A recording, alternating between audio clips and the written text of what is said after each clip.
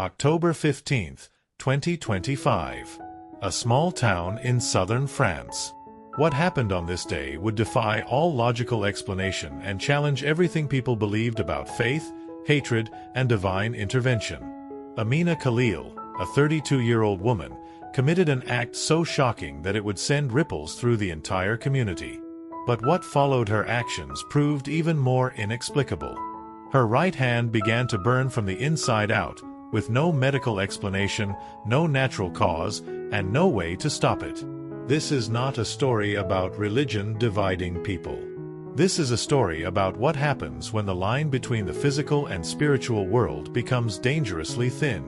What you are about to hear will challenge your understanding of reality itself. The events unfolded over 4 weeks.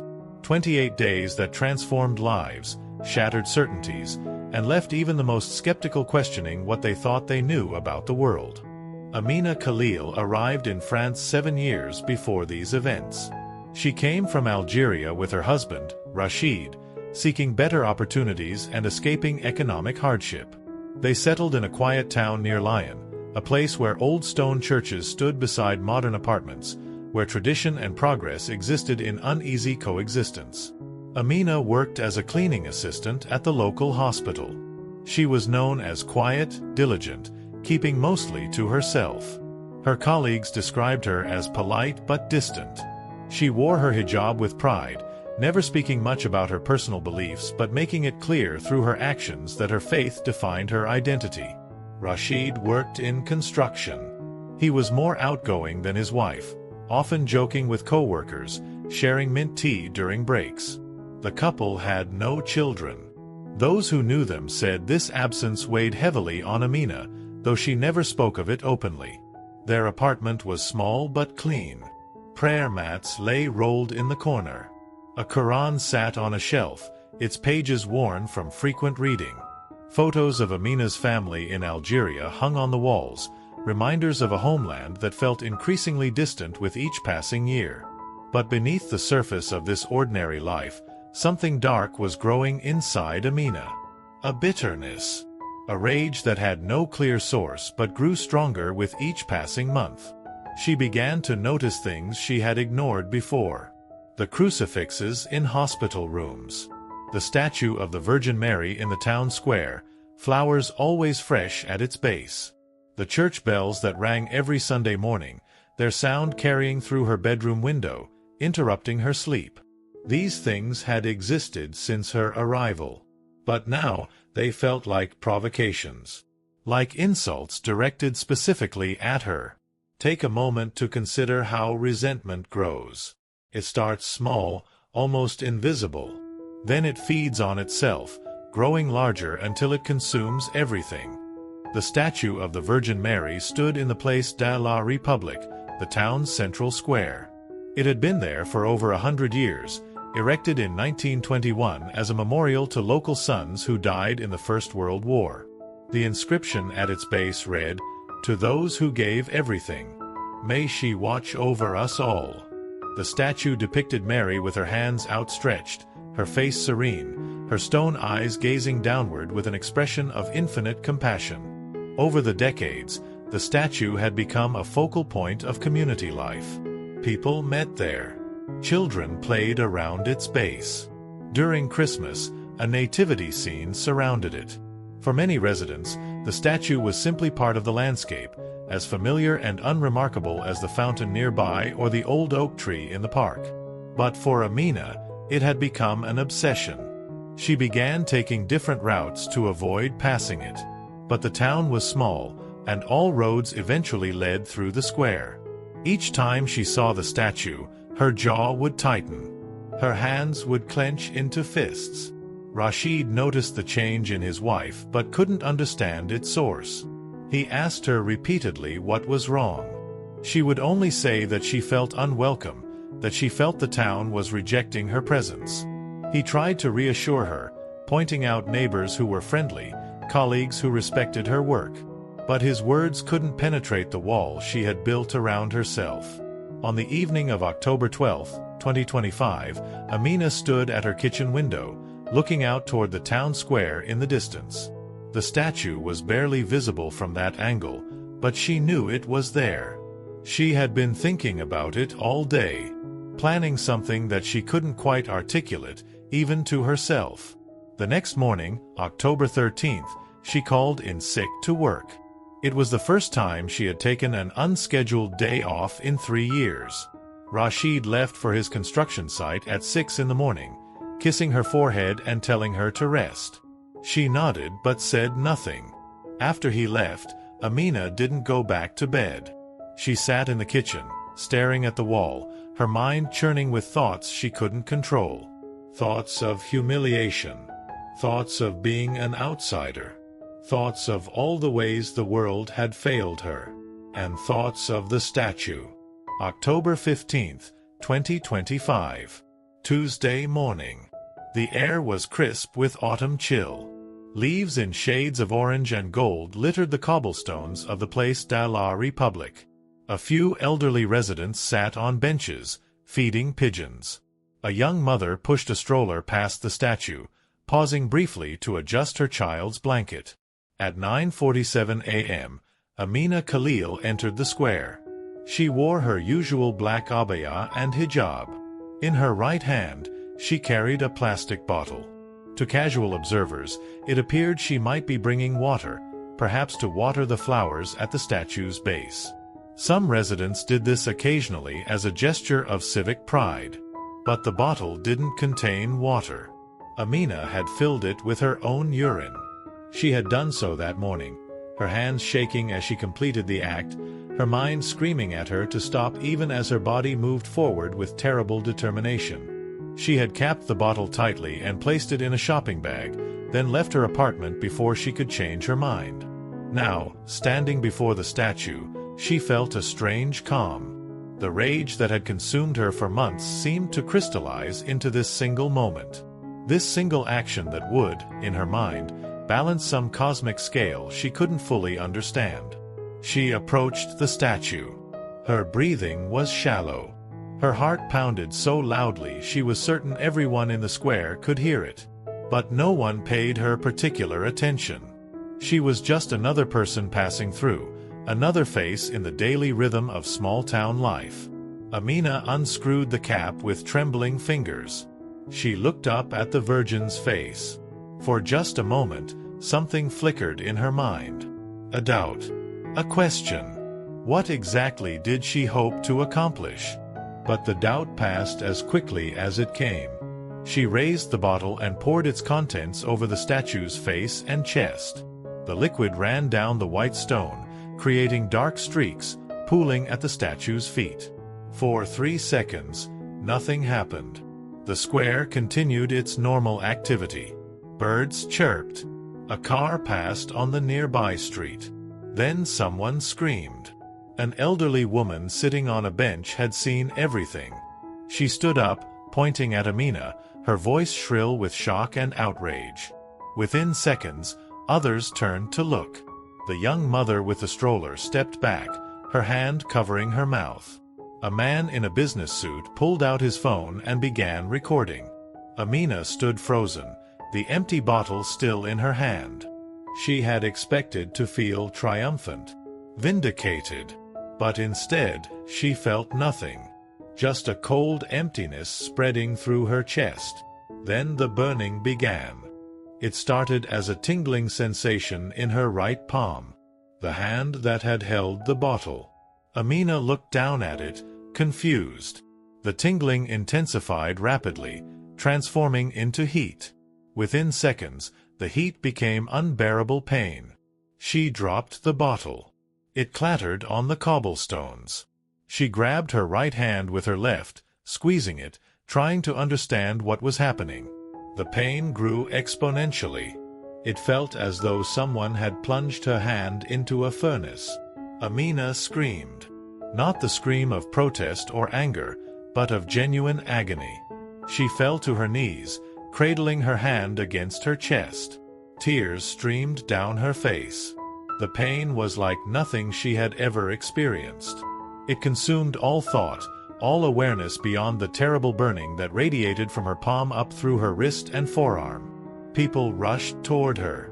The elderly woman who had first screamed now approached cautiously. The man with the business suit called for an ambulance. The young mother kept her distance, holding her child close, but watching with wide, frightened eyes. Someone asked if Amina had been bitten. Another suggested an allergic reaction. But no one could see any visible cause for her distress. Her hand appeared completely normal. No burns. No marks. No redness or swelling. Yet she writhed on the ground, sobbing and screaming in pain that was clearly genuine. The ambulance arrived within 8 minutes. Paramedics Julian and Sophie quickly assessed the situation. They asked Amina what happened. She couldn't speak coherently, only gasping and crying. They examined her hand carefully. Nothing. No injury. No explanation.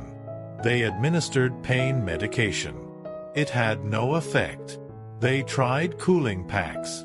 Amina screamed louder when the ice touched her skin, as if the cold made the burning worse. What causes pain when there is no injury? What makes flesh burn when there is no fire? The paramedics loaded Amina into the ambulance. As they pulled away, sirens wailing, a crowd had gathered around the statue. Someone had brought a bucket of water and was washing away the urine. Others stood in small groups, talking in hushed, shocked tones. Many were calling friends and family, spreading the news of what had just occurred. By noon, everyone in town knew. The Muslim woman had desecrated the Virgin Mary statue. And now she was suffering from some mysterious affliction that doctors couldn't explain. St. Catherine Hospital, the same facility where Amina had worked as a cleaning assistant for 5 years. She was admitted through the emergency department at 10:23 a.m. Dr. Laurent Mercier, the attending physician, examined her thoroughly. He documented everything with meticulous care. Patient presents with extreme pain in right hand and forearm. Pain scale reported as 10 out of 10. No visible injury, inflammation, or abnormality. Skin temperature normal. No evidence of chemical burn, insect bite, or allergic reaction. Neurological examination unremarkable. Blood pressure elevated, consistent with extreme stress response. Dr. Mercier ordered X-rays. Nothing abnormal. He ordered blood tests. Everything within normal ranges. He consulted with a neurologist, Dr. Simone Dubois, thinking perhaps some nerve disorder could explain the pain. Dr. Dubois examined Amina extensively. She found nothing wrong. The pain medication they administered was the strongest available. Morphine. It should have provided at least some relief. But Amina continued to scream. She begged them to make it stop. Her voice grew hoarse from crying. Sweat soaked through her hospital gown. Rashid arrived at the hospital at 11:15 a.m. His foreman had called him, having heard the news through the small town's efficient gossip network. He rushed into his wife's room and found her curled in a fetal position, whimpering, clutching her hand. He demanded answers from the doctors. They had none to give. They were as baffled as he was. Dr. Mercier admitted, with rare professional vulnerability, that in 23 years of medical practice, he had never encountered anything like this. Pain without cause. Suffering without injury. By afternoon, word had spread beyond the town. A local journalist, Marie Fontaine, arrived at the hospital. She had already interviewed witnesses at the square and obtained video footage from the man with the business suit. She tried to get into Amina's room but was turned away by hospital security. However, she managed to speak with several nurses who described the situation as impossible and terrifying. Marie published her article online at 4 p.m. The headline read, "Woman desecrates religious statue, immediately struck by mysterious affliction." Within hours, it had been shared thousands of times across social media. Religious groups began weighing in. Some called it divine punishment. Others urged caution against superstition. Atheist commentators insisted there must be a rational explanation that doctors simply hadn't discovered yet. Muslim community leaders condemned Amina's action while also calling for compassion and proper medical care. But in her hospital bed, Amina was beyond caring about public opinion. She was beyond caring about anything except the fire that consumed her hand. A fire that burned and never stopped burning. October 15, 2025. Night fell over the hospital. The autumn darkness came early, swallowing the building in shadow.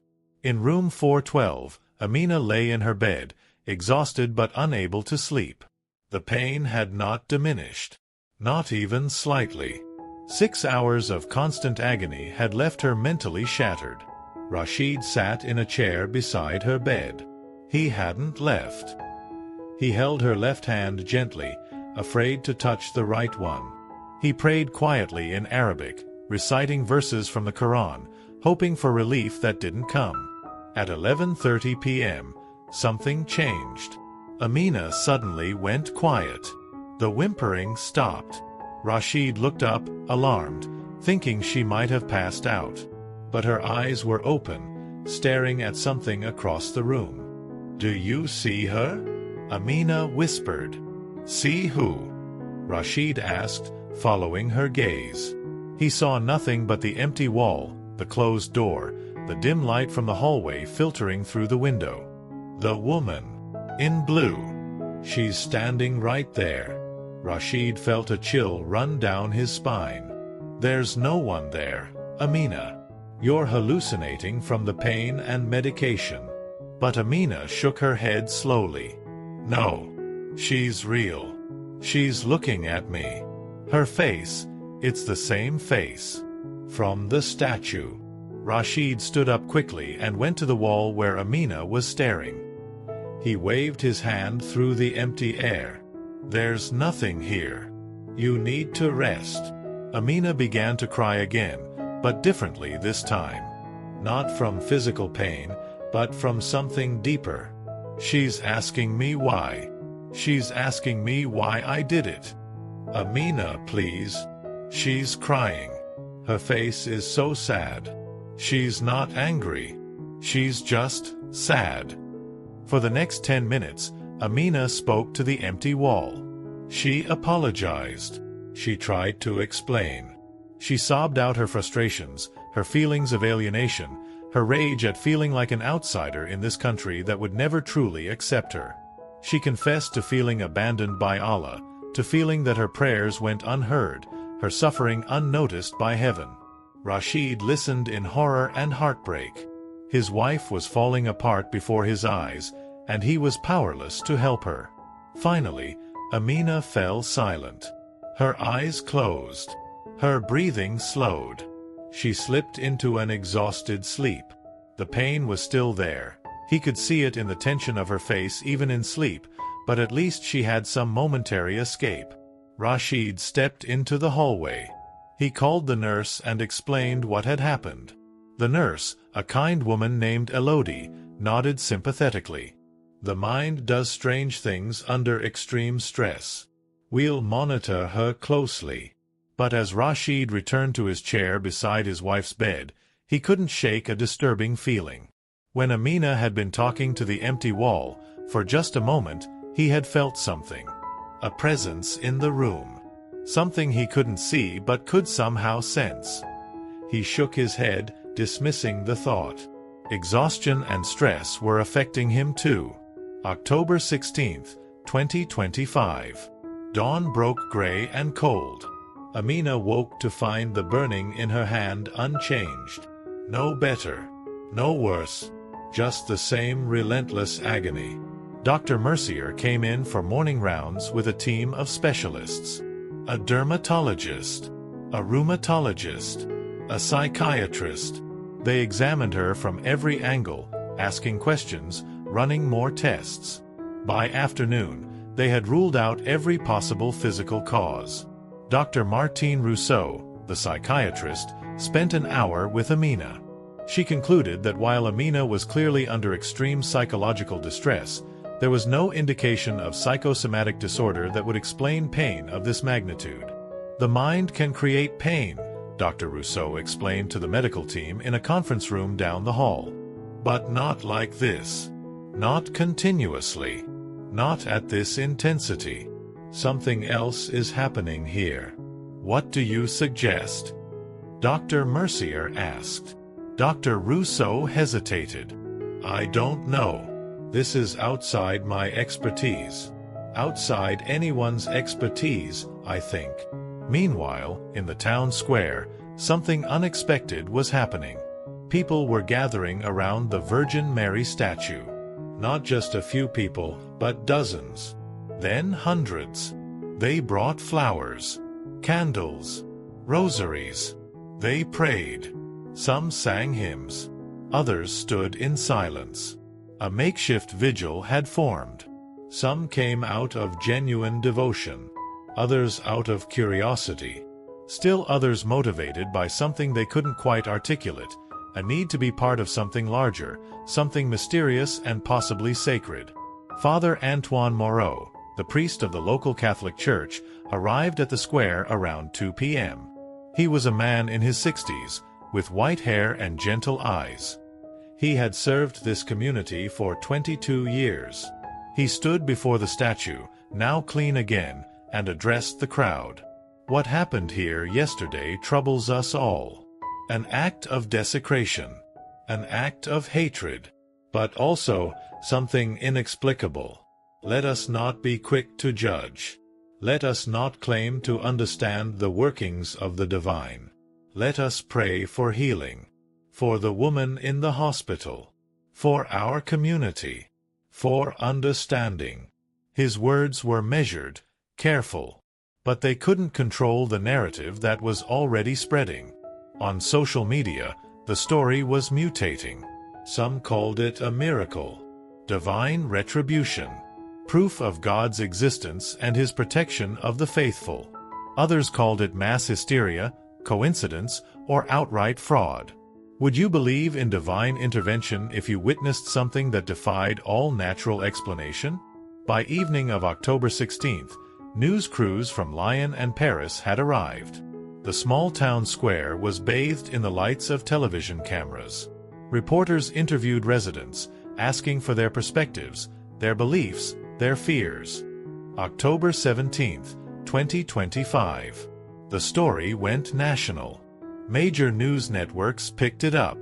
Mysterious illness strikes woman after statue desecration. Pundits debated on talk shows. Was this evidence of the supernatural? Or was there a medical explanation that doctors simply hadn't discovered yet? The French Council of Muslim Faith issued a statement condemning Amina's actions while also calling for compassion and proper medical care. They urged people not to use this incident to fuel religious hatred. Catholic leaders echoed similar sentiments. But in the digital world, nuance died quickly. The story became a weapon in culture wars. Right-wing groups used it as proof that immigrants didn't respect French culture. Left-wing activists called it racist hysteria. Atheists insisted it was mass delusion. Religious believers saw it as a sign. In the hospital, Amina's condition remained unchanged. She had not slept more than an hour at a time since the burning began.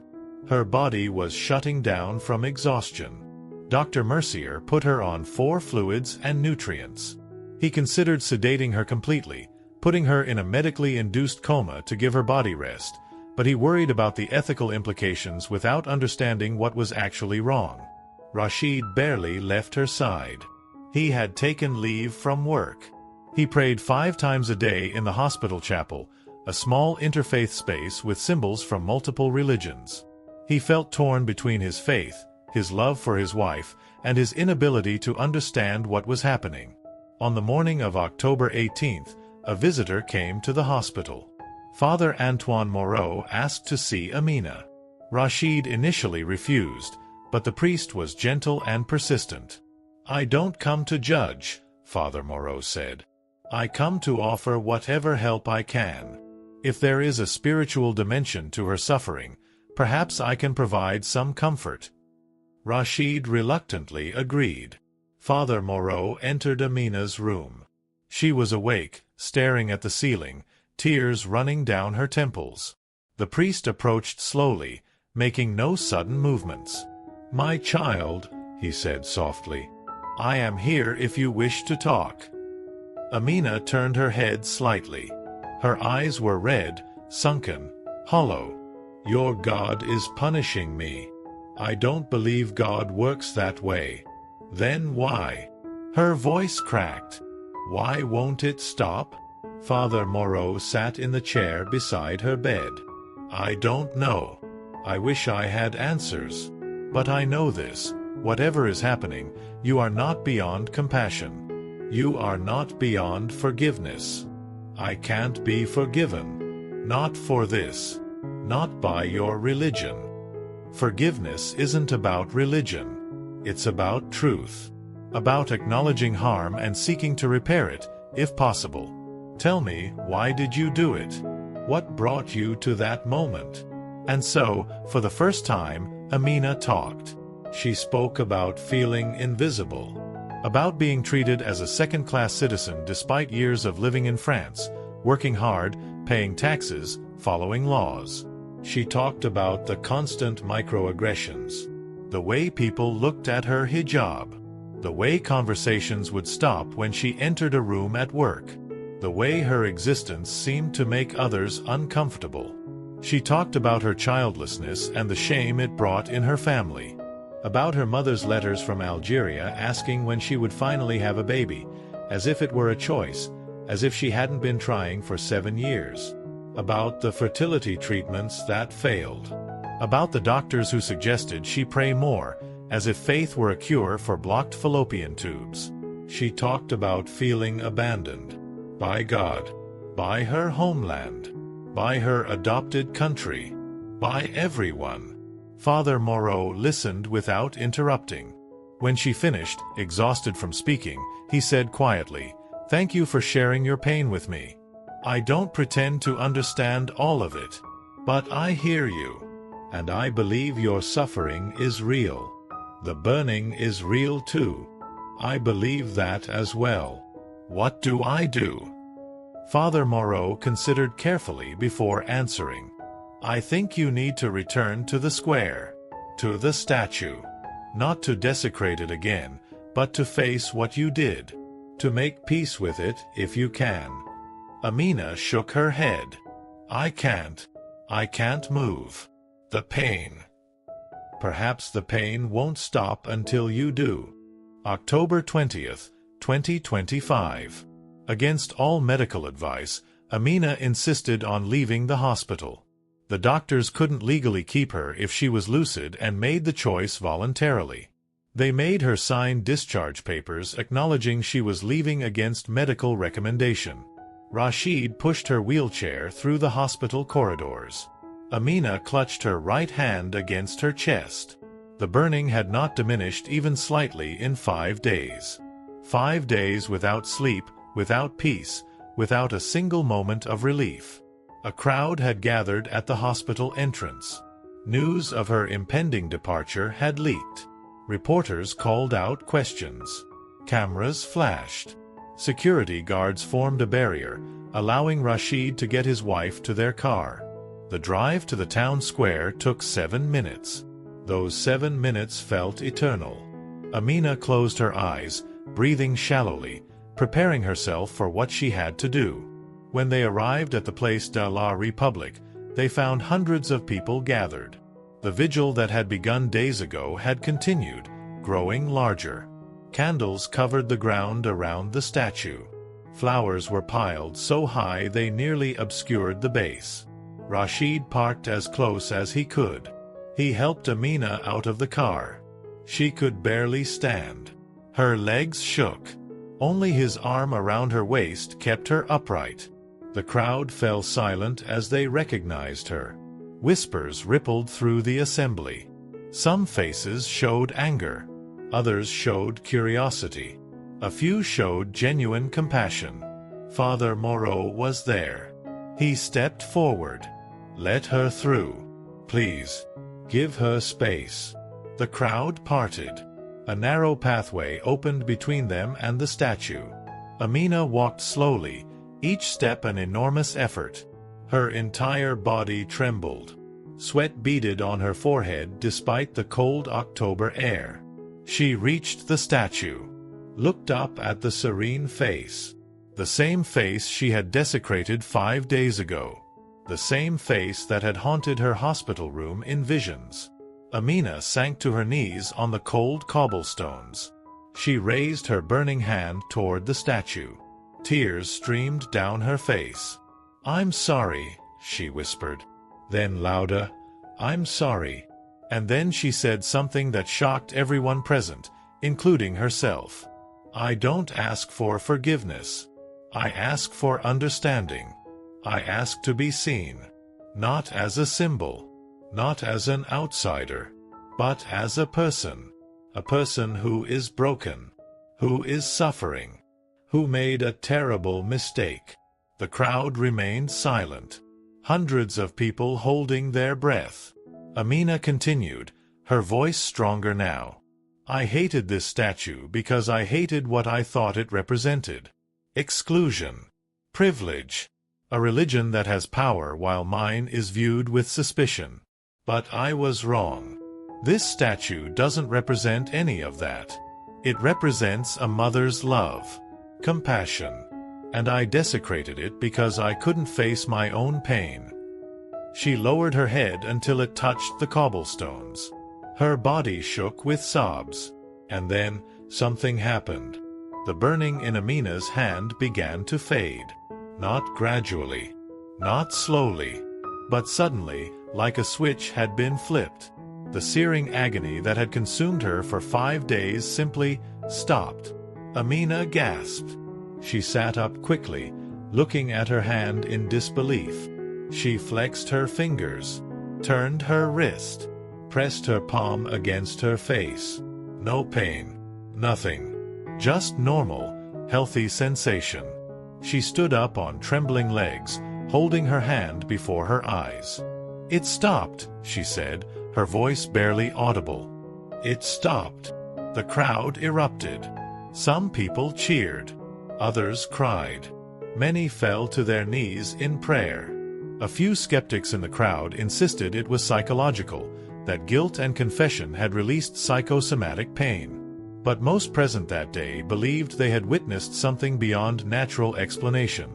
Rashid embraced his wife, both of them sobbing. Father Moreau approached and gently placed his hand on Amina's shoulder.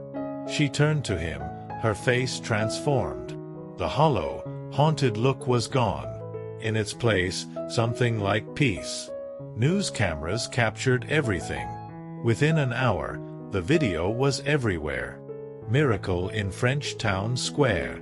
Woman healed after apology to statue. Divine intervention or mass hysteria? The debate would rage for weeks, months, years. But for those present in that moment, in the Place de la République on October 20th, 2025, there was no doubt. They had witnessed something extraordinary. Something that transcended their understanding of how the world works. The aftermath. The days following October 20th brought intense scrutiny. Medical experts wanted to examine Amina again. Dr. Mercier was particularly insistent. She agreed, returning to the hospital on October 22nd for a full workup. Everything was normal. Completely, utterly normal. No nerve damage. No inflammation. No residual effects whatsoever. It was as though the burning had never happened, except for the documentation in her medical files and the testimony of everyone who had witnessed her suffering. Dr. Mercier sat across from Amina in his office, her file open before him. "I cannot explain this," he admitted. "In my professional opinion, what happened to you was impossible. The pain you experienced was real. I have no doubt about that. But its sudden cessation, with no treatment, no intervention. I have no framework for understanding it." Amina nodded. "I don't understand it either. But I felt something change in that moment. Not just the pain stopping. Something deeper." "What do you mean?" "I think She paused, searching for words. I think I was being given a choice: to stay in my hatred and my pain, or to release it. And when I finally released it, when I finally admitted my wrong and my suffering, the physical pain could leave too. Dr. Mercier closed the file. That sounds more like theology than medicine. Maybe some things exist in both realms. How often do we carry pain that we choose not to release? How often does our suffering continue simply because we won't let it go? In the town, life slowly returned to normal. The crowds around the statue diminished. The news crews left. But something fundamental had shifted in the community. The statue was no longer just a historical monument. It had become a site of pilgrimage. People came from across France to see it, to pray there, to leave offerings. The Catholic Church opened an official investigation into whether the events constituted a genuine miracle worthy of recognition. A team of theologians, medical experts, and investigators arrived in late October. They interviewed Amina, Rashid, Dr. Mercier, Father Moreau, and dozens of witnesses. They examined medical records. They reviewed video footage. Their investigation would take years to complete. But their preliminary report, submitted on November 10, 2025, stated, "While we cannot definitively determine supernatural causation, the events surrounding this case lack sufficient natural explanation. The medical documentation is clear. The witnesses are credible. Something extraordinary occurred." October 25, 2025. Father Moreau organized an interfaith dialogue event at the town community center. Amina agreed to participate, along with Imam Hassan Farouk from Lyon, Rabbi David Cohen from the regional synagogue, and several community leaders. Over 100 residents attended. The atmosphere was tense at first. The events of the past weeks had reopened old wounds, exposed hidden prejudices, forced difficult conversations about religion, immigration, and belonging. Amina spoke first. Her voice was steady now, stronger than it had been in years. "I came to France seeking a better life.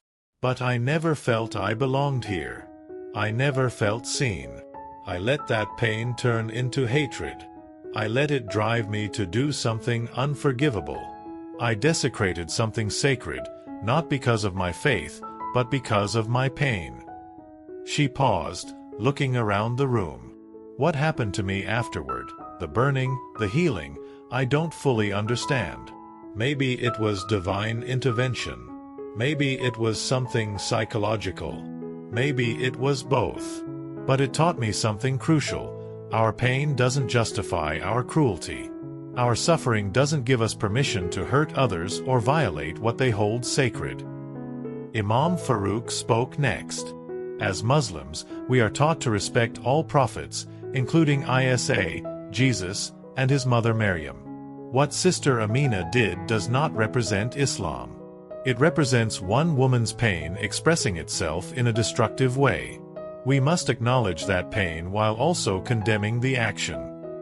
Father Moreau added, "The Virgin Mary, in Catholic tradition, represents compassion and maternal love.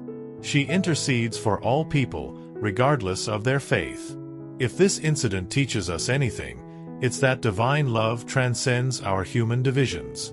It reaches toward us even, perhaps especially, when we are at our worst." The discussion continued for 2 hours. Difficult topics were addressed. A young Muslim woman spoke about being harassed on the street for wearing hijab. An elderly Catholic man confessed he had harbored prejudices against Muslim immigrants. A middle-aged atheist said she found the whole miracle claim ridiculous but appreciated the community coming together. By the end, nothing was fully resolved. But something had begun. A dialogue. An acknowledgement. A tentative bridge across the divides that separated people.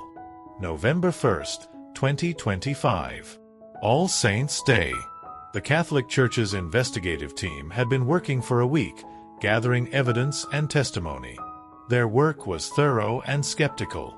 The church had been burned by false miracle claims before and was determined not to rush to judgment. Dr. François Benoit, a physician and theologian leading the investigation, interviewed Amina for 3 hours. He asked detailed questions about her medical history, her psychological state, every aspect of the burning and healing. "Walk me through the exact moment the pain stopped," he said. Amina closed her eyes, remembering. "I was on my knees.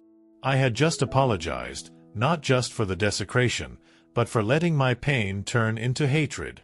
I had stopped asking for forgiveness and started asking to be seen, to be understood. And in that moment, I felt a presence." Describe this presence. "Warmth. Not physical warmth, but something else. Like being held. Like being told that I was known. Fully known. All my flaws, all my mistakes, all my pain. And still loved. Still valued. And the burning just released.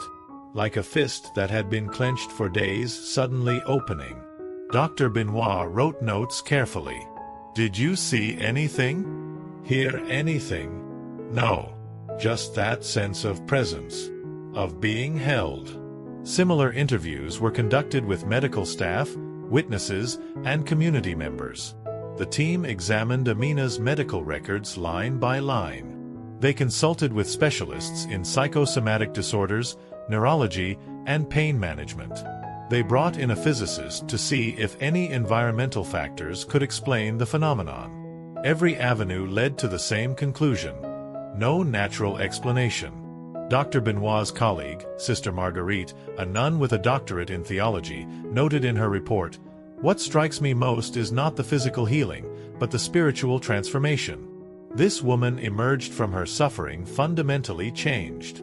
That, more than any medical mystery, suggests divine action." November 5, 2025. The town council held a special meeting to discuss the ongoing attention their small community was receiving. Tourism had increased dramatically. Hotels were fully booked. Restaurants couldn't keep up with demand. The statue had become a destination. But more significantly, the social fabric of the town had changed. Muslims and Catholics who had previously existed in parallel without significant interaction were now engaging with each other. A group of Catholic women organized a meal with Muslim women from the mosque in Lyon. Young people created an interfaith study group. Amina herself became an unexpected bridge. She began volunteering at the community center, helping to organize events that brought different groups together. She spoke at schools about her experience, about the dangers of letting pain become hatred, about the possibility of healing. Not everyone welcomed these changes. Some residents felt the town had lost its character, become too focused on a single incident. Some Muslims felt uncomfortable with how the story centered a Catholic icon. Some Catholics felt the interfaith dialogue diluted their faith's distinctiveness. But for many, the events of October 2025 had cracked open something essential. They had revealed both the worst and the best of human nature. The capacity for hatred and the capacity for healing. The power of pain and the power of forgiveness. Amina and Rashid's relationship also transformed. The crisis had brought them closer. Rashid had seen his wife at her absolute lowest and loved her through it. Amina had learned to be vulnerable with him in ways she never had before. They began couples counseling, working through years of unspoken tensions and hurts. On November 8th, they attended Mass at Father Moreau's church. It was the first time either had entered a Catholic church. They sat in the back, uncomfortable but present. Father Moreau acknowledged them warmly from the pulpit, thanking them for their courage in crossing boundaries. The following Friday, Father Moreau attended Jumu'ah prayers at the mosque in Lyon. Imam Farouk welcomed him publicly. The gesture was symbolic but significant. November 10th, 2025. The story had spread far beyond France. International media covered it. Religious scholars debated its significance. A documentary crew from Britain arrived to begin filming. A book publisher contacted Amina about writing her memoir. She declined most requests. She didn't want fame. She didn't want to become a symbol or a spokesperson. She just wanted to live her life with more peace than she had known before. But she did agree to one interview with a major French television network. The interviewer, a respected journalist named Claire Bernard, asked the question everyone wanted answered: "Do you believe God punished you for desecrating the statue?" Amina thought carefully before responding. "I don't believe God punishes us the way humans punish each other. I think the burning was a consequence of my own spiritual state. My hatred and pain had become so intense that they manifested physically. And when I finally released that hatred, when I finally faced the truth of what I had done and why, my body could heal." But why did it happen exactly when you apologized at the statue? Maybe the statue is a focal point, a place where the veil between physical and spiritual is thin. Maybe it's just a symbol, and what mattered was my internal change. I honestly don't know. What I do know is that I'm different now. And that difference is real, whether you call it miracle or transformation or healing. The interview aired on November 12, 2025. It was watched by over 4 million people in France alone. The response was divided. Believers saw it as confirmation of divine intervention. Skeptics saw it as a woman rationalizing a psychosomatic episode. But almost everyone agreed on one thing: Amina's sincerity was evident. Whatever she had experienced, she truly believed it had happened. In the scientific community, a few researchers took interest. Dr. Sylvie Marchand, a neuroscientist at the Sorbonne, published a paper examining the case from the perspective of neuroplasticity and the mind-body connection. She argued that extreme psychological states could potentially trigger unusual pain responses and that resolution of those psychological states could lead to rapid healing. But even Dr. Marchand admitted her explanation was incomplete. The timing was too precise. The pain's intensity too extreme. The healing too instantaneous. Her conclusion was cautious. This case suggests we have much to learn about the relationship between psychological states and physical symptoms. Whether supernatural forces were involved is beyond the scope of scientific inquiry. The events that began on October 15, 2025, and concluded on November 12, 2025, remain a source of controversy and wonder. The facts are indisputable. Amina Khalil desecrated a religious statue. She immediately experienced severe pain with no medical cause. After 5 days of suffering, the pain stopped instantly when she apologized at the statue. Her healing was complete and permanent. What those facts mean, however, depends on who interprets them.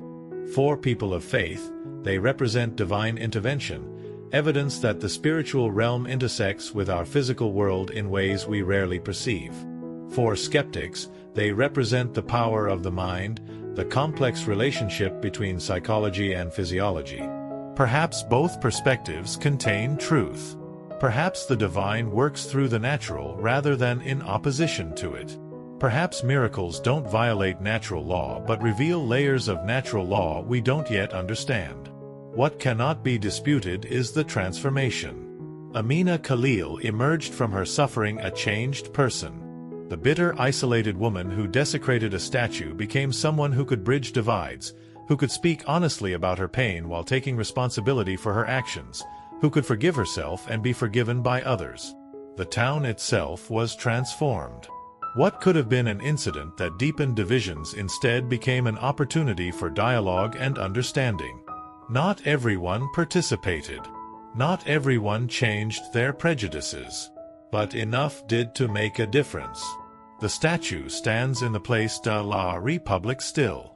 More flowers are left at its base now. More candles. More prayers from more diverse people.